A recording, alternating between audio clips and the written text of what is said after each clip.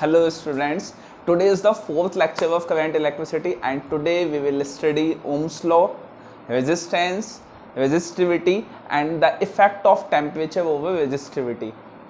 So the lecture of today will be a bit more lengthy, थोड़ा सा लेंदी होगा, ज़्यादा नहीं. तो स्टार्ट करते हैं मोस्ट फेमस ओम्स लॉ से.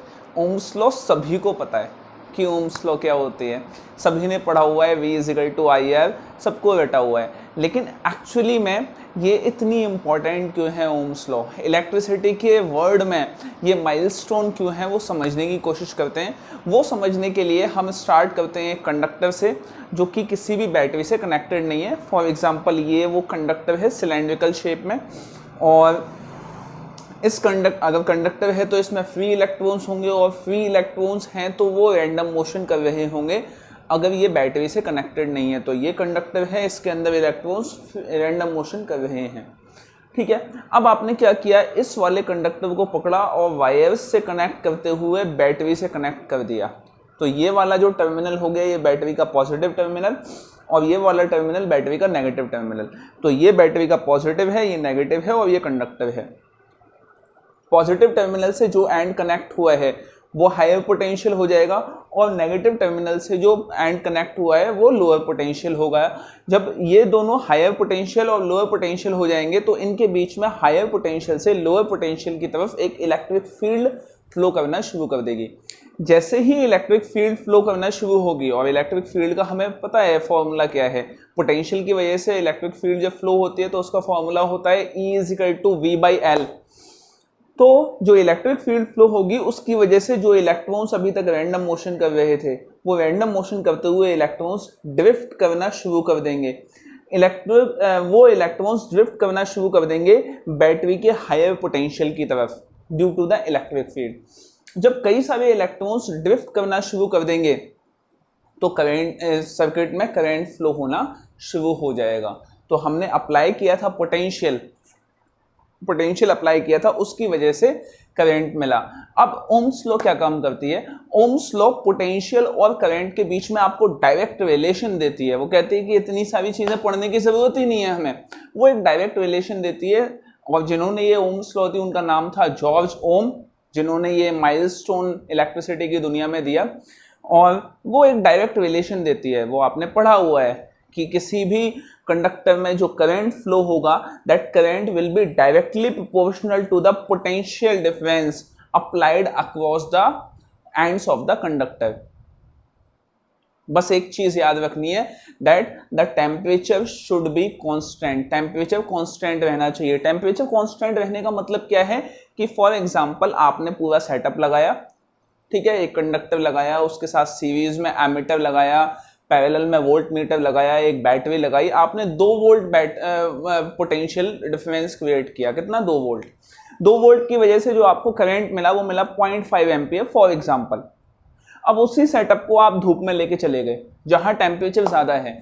अब अगर आप 2 वोल्ट दोगे तो आपको करंट 0.5 एम्पियर नहीं मिलेगा, वो चेंज हो जाएगा. क्यों चेंज हो जाएगा, क्योंकि आपने टेम्परेचर चेंज कर दिया. तो टेम्परेचर चेंज अगर नहीं करेंगे, टेम्परेचर को अगर कांस्टेंट रखेंगे तो उस कंडीशन में आपको जो रीडिंग्स हैं वो कांस्टेंट मिलती रहेंगी.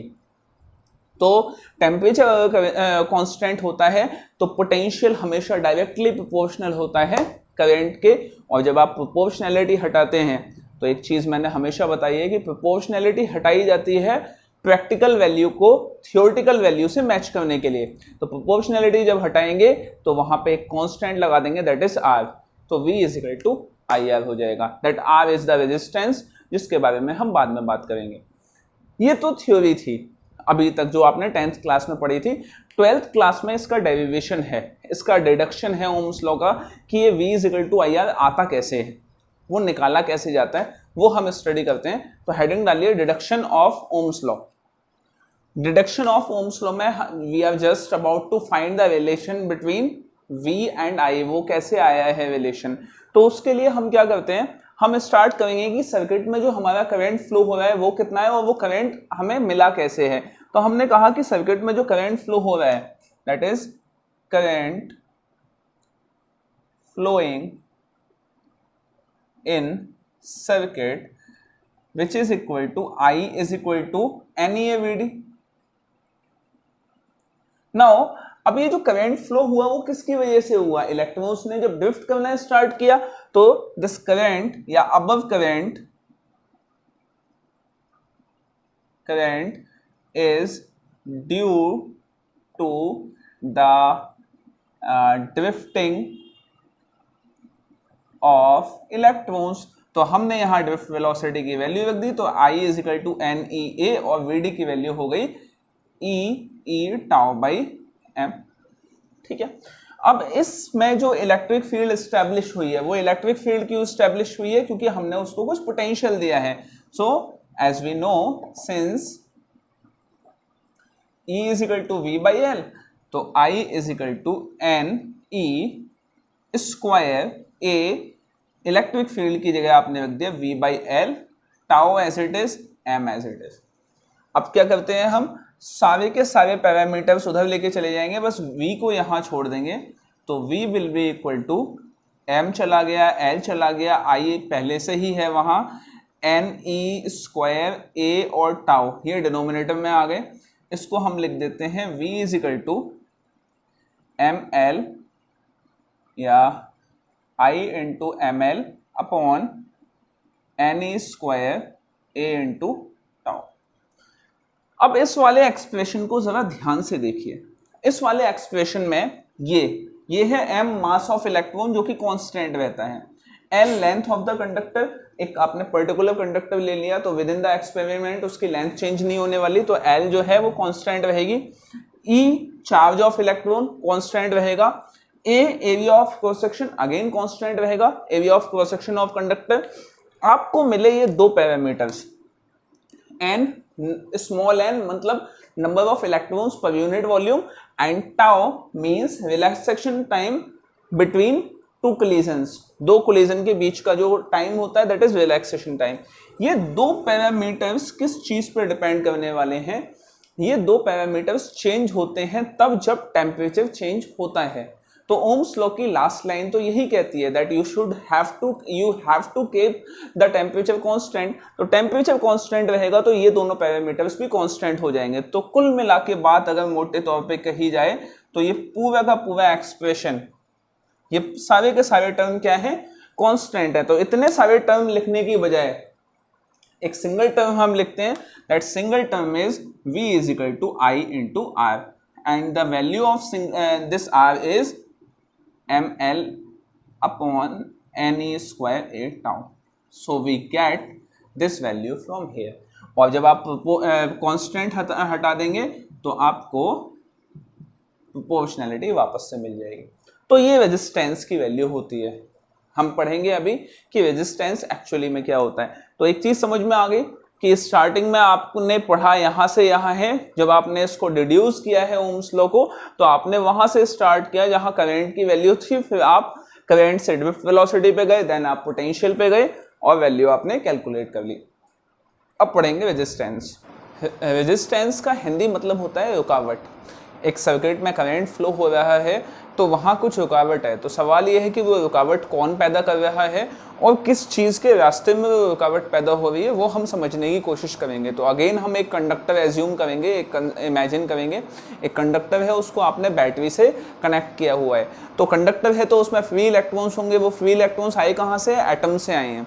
तो जब वो फ्री इलेक्ट्रॉन्स एटम से फ्री हुए तो एटम्स के पास, एटम्स ने एक इलेक्ट्रॉन लूज किया है तो उनके पास पॉजिटिव चार्ज आ गया। तो इलेक्ट्रॉन्स को लूज करते ही ये सारे के सारे एटम्स जितने भी हैं कंडक्टर के अंदर वो पॉजिटिव आयंस बन गए। तो अब ये पॉजिटिव आयंस कंडक्टर में कहीं पे भी हैं।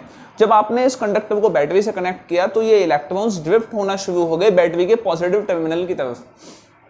जब ये ड्रिफ्ट होना शुरू हो गए तो बीच में जो पॉजिटिव आयंस हैं उन पॉजिटिव आयंस से ये कोलाइड होने लग जाते हैं। ये पॉजिटिव आयंस का चार्ज पॉजिटिव है और इलेक्ट्रॉन नेगेटिव हैं, तो इनके बीच में एक अट्रैक्टिव फोर्स लगती है जिसकी वजह से ये इलेक्ट्रॉन्स आगे बढ़ नहीं पाते, इनके रास्ते में कुछ रुकावट पैदा होती है।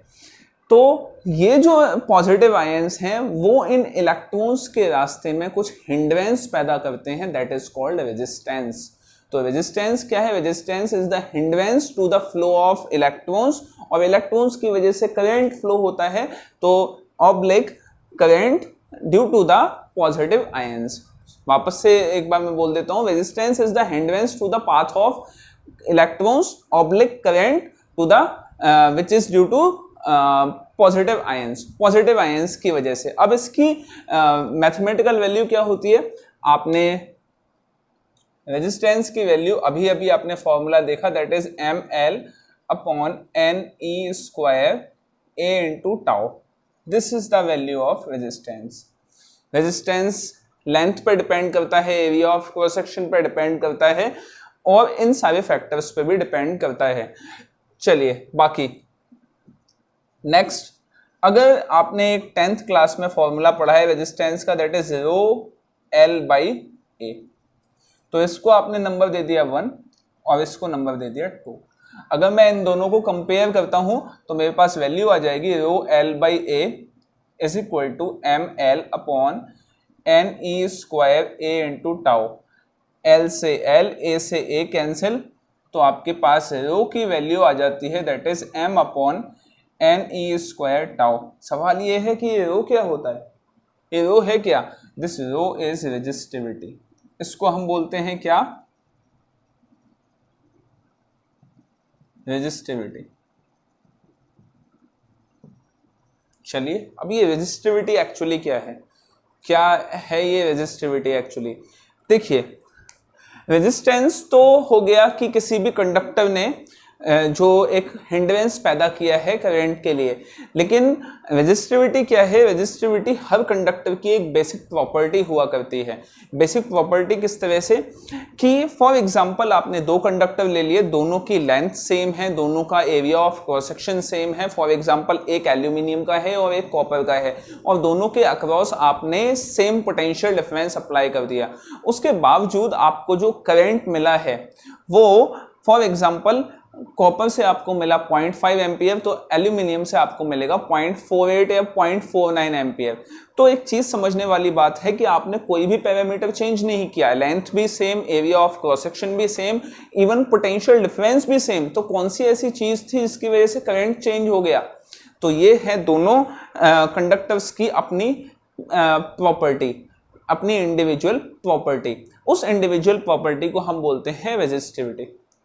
तो इस रेजिस्टिविटी को अगर डिफाइन करना हो तो डिफाइन कैसे करेंगे? तो ये देखिए, रेजिस्टिविटी का फॉर्मूला यही है। अगर मैं क्या करूं, एक कंडक्टर ले लूं, या रेजिस्टेंस का फॉर्मूला ये है, एक कंडक्टर अगर मैं ले लूं जिसकी लेंथ हो 1 मीटर और एरिया ऑफ क्रॉस सेक्शन हो 1 मीटर स्क्वायर, ठीक है, और ये दोनों वैल्यूज अगर हम यहां पुट कर दें तो रेजिस्टेंस आ जाएगा आपके पास एम, एल तो 1 हो गया, एन ई स्क्वायर, एरिया अगेन 1 हो गया, तो ये हो गया टाउ। तो समझने वाली बात ये है कि आपके पास एक कंडक्टर है which is having length 1 metre, area of cross section 1 metre square, and if you are applying potential across it, then the resistance offered by this conductor, by this conductor of this parameters, then this resistance will be the resistivity of the conductor. ये resistance जो एक conductor offer करेगा वो उसकी resistivity होगी। समझ में आ गई बात? तो ये डेफिनेशन हम लिख लेते हैं, that is it is the resistance offered by a conductor of length 1 meter and area of cross section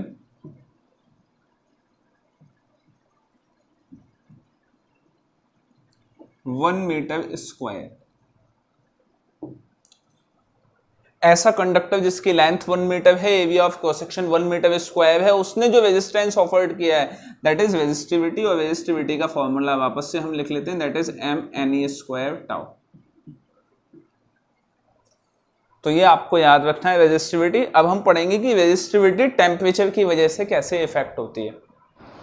temperature dependency of resistivity, कि रेजिस्टिविटी टेम्परेचर पे किस तरह से डिपेंड होती है। So if you look at the formula of resistivity, that is m divided by n e square tau. Now mass of electron and charge of electron will not get changed due to the increment और decrement of temperature, वो temperature से हमेशा unaffected होते हैं. That means due to the temperature the resistivity depend on small and it also depends on the tau. ये small n पे depend करेगी और टाउ पे भी डिपेंड करेगी. अब इन दोनों की वजह से हम अलग अलग स्टडी करते हैं कि टेम्परेचर पे क्या फ़र्क पड़ेगा. तो मैं पहले इस वाले टर्म की स्टडी करता हूँ. Small n will represent that is the number of electrons per unit volume. So this is number of या total number of electrons per unit volume. Now इसी फैक्टर के बारे में अभी हम डिस्कस करेंगे, उसके बाद हम इसके बारे में डिस्कस करेंगे. जब भी आप किसी कंडक्टर का टेम्परेचर इंक्रीज करते हैं तो वो जो टेम्परेचर है उस टेम्परेचर की वजह से उस कंडक्टर में थर्मल एक्सपेंशन होने लग जाता है. सवाल ये है कि ये थर्मल एक्सपेंशन होता क्यों है. जब आप किसी चीज़ का टेम्परेचर इंक्रीज करते हैं, किसी कंडक्टर का जब आप टेम्परेचर इंक्रीज करते हैं तो उस कंडक्टर के अंदर जो मौजूद पॉजिटिव आयंस हैं वो पॉजिटिव आयंस कहीं मूव तो नहीं कर पाते, वो मूव नहीं करते, लेकिन वो वाइब्रेट करते रहते हैं, हमेशा अपनी जगह पे वाइब्रेट करते रहते हैं. तो जब आपने उसका टेम्परेचर नहीं बढ़ाया था स्टार्टिंग में, तो फॉर एग्जांपल वो वाइब्रेट कर रहा था कुछ ऐसे, मतलब उसको इतना स्पेस चाहिए था वाइब्रेट करने के लिए. लेकिन जब आपने उसका टेम्परेचर इंक्रीज कर दिया, अब उसको वाइब्रेट करने के लिए इतना स्पेस चाहिए, वो जल्दी जल्दी वाइब्रेट कर रहा है, ज़्यादा स्पेस चाहिए उसको वाइब्रेट करने के लिए. और पूरा एटम पैक, वो पूरा कंडक्टर पैक होता है, पॉजिटिव आयंस आपस में बिल्कुल क्लोज होते हैं.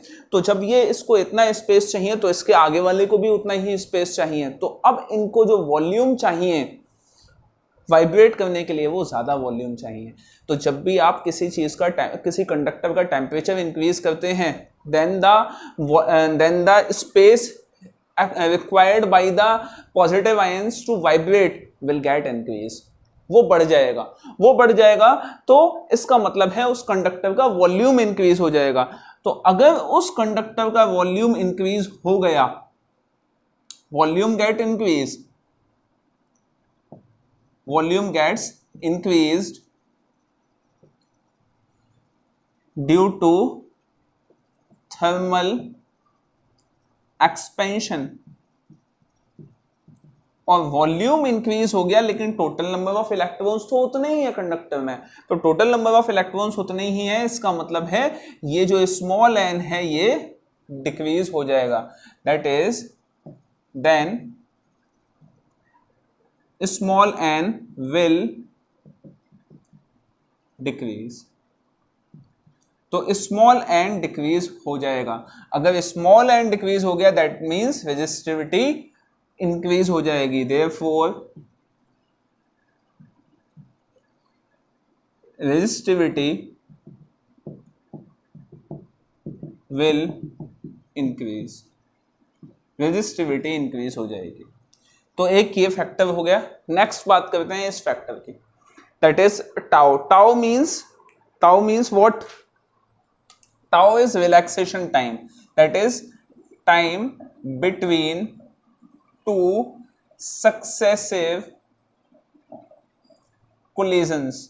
दो सक्सेसिव कोलिजन्स के बीच में जो टाइम लगता है. सक्सेसिव कोलिजन्स कौन से? कि आपने बैटरी से कनेक्ट किया इलेक्ट्रॉन, आपने कंडक्टर को बैटरी से कनेक्ट किया, वो जो इलेक्ट्रॉन्स हैं वो बैटरी की तरफ ड्रिफ्ट होने लगे. तो ये ड्रिफ्ट होते वक्त बीच में जो पॉजिटिव आयंस हैं उनसे ये कोलाइड करते हुए जाते हैं. तो एक पॉजिटिव आयन से कोलाइड हुआ, देन दूसरे से, देन तीसरे से.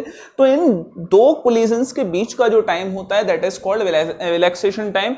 अब ये जो रिलैक्सेशन टाइम है, जब आप टेम्परेचर इंक्रीज करते हो तो टेम्परेचर इंक्रीज होने की वजह से होता क्या है कि वो जो इलेक्ट्रॉन्स हैं वो फास्टर, वो भी तेजी से मूव करने लग जाते हैं. जब वो तेजी से मूव करने लग जाते हैं तो वो पहले एक पॉजिटिव आयन से कोलाइड किया, फिर ठक करके दूसरे से कोलाइड किया. तो इन दोनों के बीच का जो कोलिजन का जो टाइम है वो रिड्यूस हो जाता है. दो सक्सेसिव कोलिजन्स के बीच का जो टाइम है वो रिड्यूस हो जाता है. और जब जो टाइम है वो रिड्यूस हो जाएगा दैट मीन्स रेजिस्टिविटी इंक्रीज हो जाएगी. सो हम लिख लेते हैं tau will reduce due to heat या thermal energy acquired by electron, therefore या हेंस रेजिस्टिविटी विल इंक्रीज। तो रिलैक्सेशन टाइम रिड्यूस हुआ तो रेजिस्टिविटी भी बढ़ गई। तो इसका मतलब है दोनों ही केसेस में रेजिस्टिविटी इंक्रीज हो जाती है। तो हम एक कंक्लूजन इससे निकाल सकते हैं कि जब भी आप किसी भी टेम्परेचर का, किसी भी कंडक्टर का टेम्परेचर इंक्रीज करते हैं तो उसकी रेजिस्टिविटी हमेशा बढ़ जाती है। कंडक्टर की हम बात करेंगे, इंसुलेटर, सेमीकंडक्टर की बाद में, अभी ग्राफ्स भी पढ़ेंगे। तो सबसे पहले इसका कंक्लूजन लिख लेते हैं। कंक्लूजन,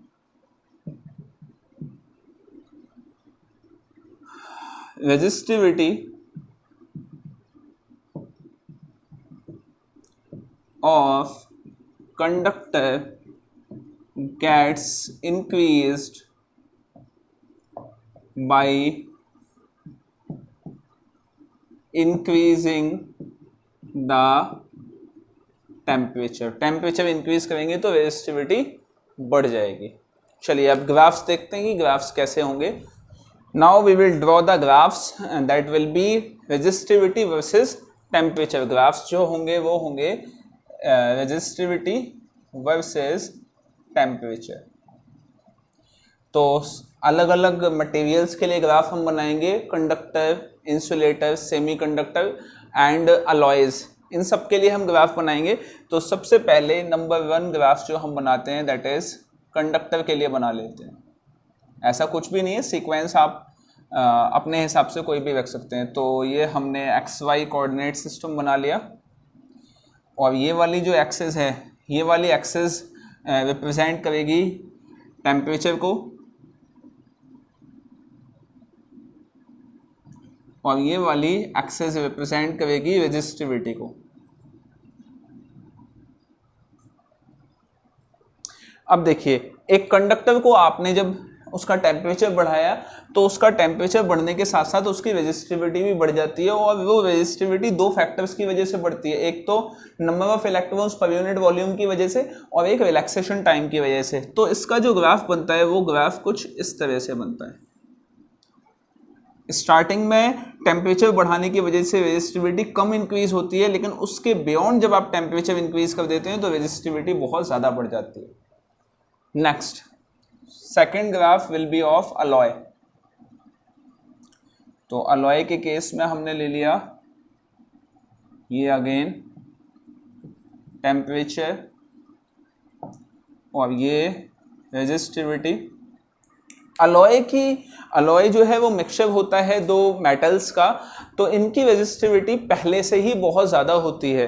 तो जब आप इनको, फॉर एग्जांपल इनकी रेजिस्टिविटी पहले कहीं यहाँ थी, तो जब आप उसका टेम्परेचर बढ़ाते हैं तो जो रेजिस्टिविटी इंक्रीज होती है वो बहुत ज़्यादा इंक्रीज नहीं होती और जो उसमें चेंज आता है दैट विल बी लीनियर। ये रेजिस्टिविटी कुछ इस तरह से चेंज हो जाएगी अलॉयज की। थर्ड ग्राफ सेमीकंडक्टर के लिए। ये कंडक्टर, ये अलॉय, ये सेमीकंडक्टर। सेमीकंडक्टर, ये एक्सेस टेम्परेचर और ये एक्सेस रेजिस्टिविटी। सेमीकंडक्टर के केस में कुछ कहानी उल्टी होती है।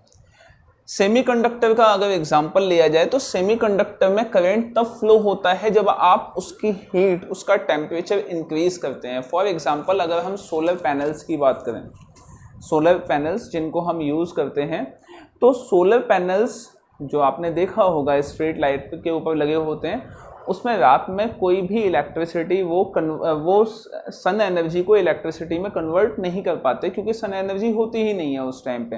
Actually solar panels sun energy को कन्वर्ट नहीं करते बल्कि एटमॉस्फेयर की हीट को कन्वर्ट करते हैं वो इलेक्ट्रिसिटी में। तो रात के टाइम पे हीट होती नहीं है इसलिए वो कन्वर्ट नहीं करते, लेकिन जैसे जैसे दिन में हीट बढ़ती जाती है वैसे वैसे वो उसको इलेक्ट्रिसिटी में कन्वर्ट करते जाते हैं, मतलब करंट प्रोड्यूस करना शुरू कर देते हैं। तो ध्यान दीजिएगा कि जैसे जैसे टेम्परेचर इंक्रीज होता है वैसे वैसे करंट इंक्रीज होने लग जाता है, और अगर करंट इंक्रीज हो रहा है तो इसका मतलब है resistance, that means resistivity reduce हो रही है। वापस से सुनिएगा, सेमीकंडक्टर्स हमेशा करंट फ्लो करते हैं तब जब टेम्परेचर इंक्रीज होता है। एग्जांपल ले लीजिए फोटोवोल्टाइक सेल, फोटोवोल्टाइक सेल ही बोलते हैं सोलर पैनल्स को। जब इन पे हीट मतलब सनलाइट जब इन पे फॉल होती है, इंसिडेंट होती है, तो उसकी वजह से इनका टेम्परेचर इंक्रीज होने लग जाता है। टेम्परेचर इंक्रीज होने की वजह से करंट फ्लो होने लग जाता है। तो बैटरी में उस टाइम पे जो करंट है वो उस टाइम पे फ्लो होने लग जाता है। उसके बाद अगर करंट फ्लो हो रहा है दैट मीन्स रेजिस्टेंस रिड्यूस हो रहा है, रेजिस्टिविटी रिड्यूस हो रही है। तो सेमीकंडक्टर के केस में जैसे जैसे टेम्परेचर हम इंक्रीज करते हैं वैसे वैसे इनकी रेजिस्टिविटी कुछ इस तरह से रिड्यूस होती चली जाती है। इस तरह से इनकी रेजिस्टिविटी रिड्यूस होती है। एक सेकंड में वापस से सही से बना देता हूँ। इनकी रेजिस्टिविटी कुछ इस तरह से रिड्यूस होती है। This is the graph of semiconductor